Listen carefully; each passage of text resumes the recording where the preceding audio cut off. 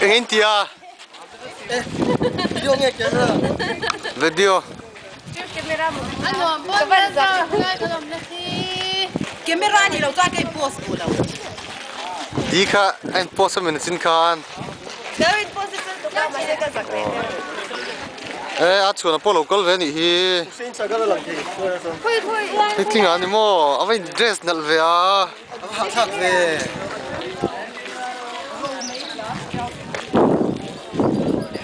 Hey Golkonda lang chip Durbara building omonia. Aku sih kok, boleh bela tong chuan.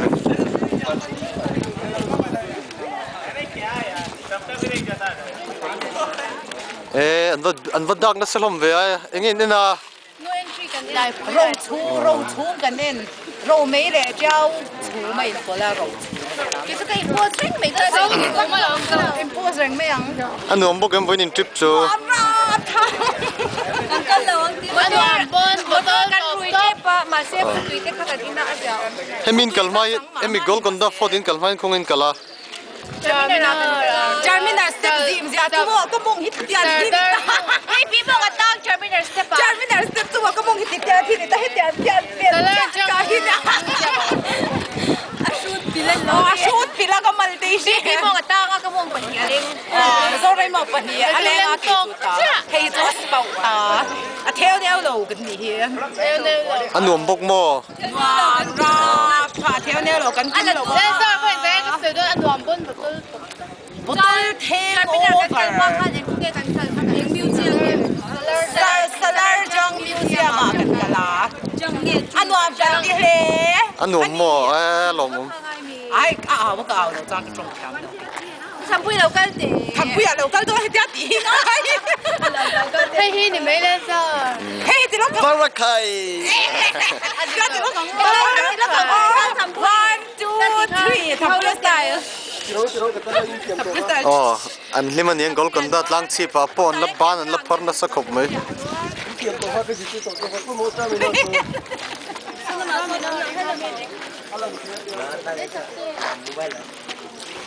Hey van al chin ve. Oh, hey ho tu pa pakhat jing ami ni. Oh, ma than puya poi vai pa in thalak sak turin a lo request a in lak sak mek.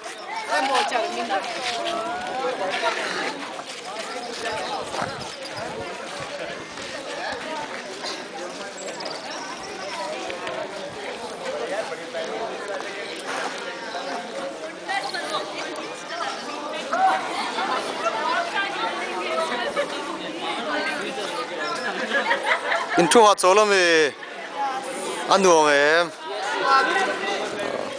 tu nei nom na lai khoi lai nge Golkonda Fort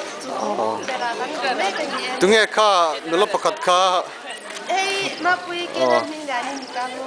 research scholar tro Oh, research ko na. Sa to sa ato de sa mi ni. Oh. Ya. puite a Ya, ti an sia ko kan ta.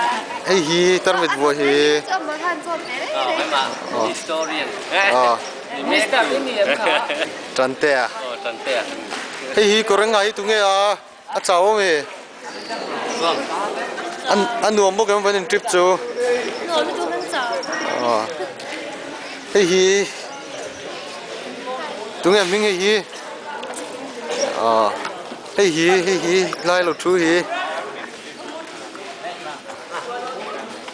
tu nge ming ve oi alo hoi chok do ne alo hoi chok da endi ani avio tra Golkonda lang chip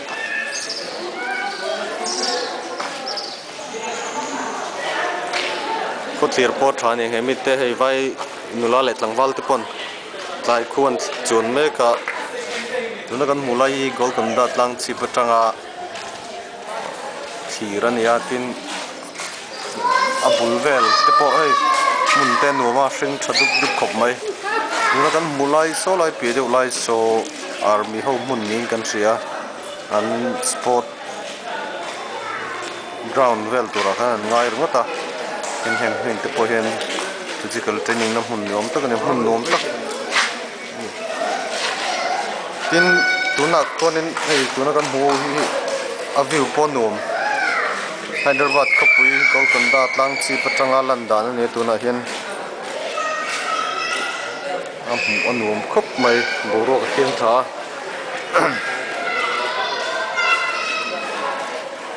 khu lai khu Golkonda tlang chi patanga hi thaga kul li nai lampang ania tin khulai hon motor kong pia kal phia military ho hun ja lam ni lai soi sem running truck ni om ta kan ya mu num khop mai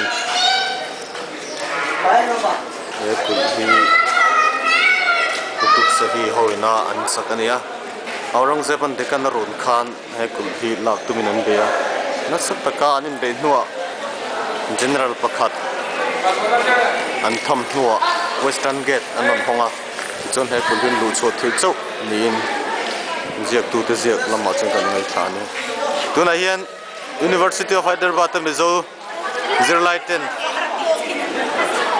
sightseeing an neya trip an neya numan ti khop na an numan ti khop mai an numan yan mel mu pol an nuam tlang chi ban thlen pon an la lim sang the ni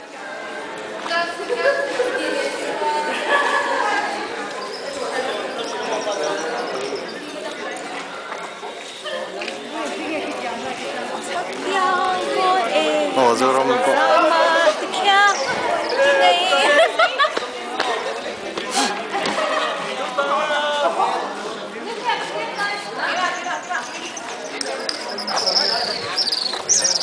lampang hi Hyderabad khopui lampang thirna ani he achuanan khothlang lampang lo chuana kul sakdan wela lo zir chiang ani khop mai khu lai kan hu au khu From there they show us bon top khu ko sang te oma uti la kon light show nei don yom ta kani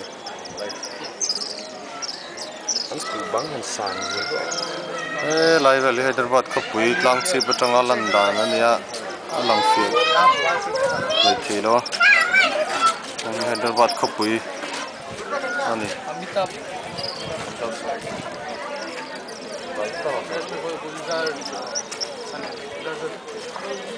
Hyderabad khopui Golkonda tlang chi patanga landan tlang pui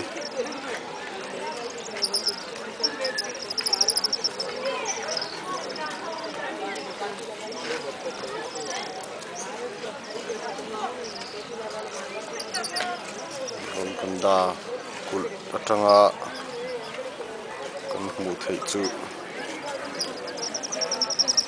khang te khan ni e helai step te hiron kal chona nia a chho lak ang reng khopa tina chuk lak boka lai kan hu pe te hi ram tan to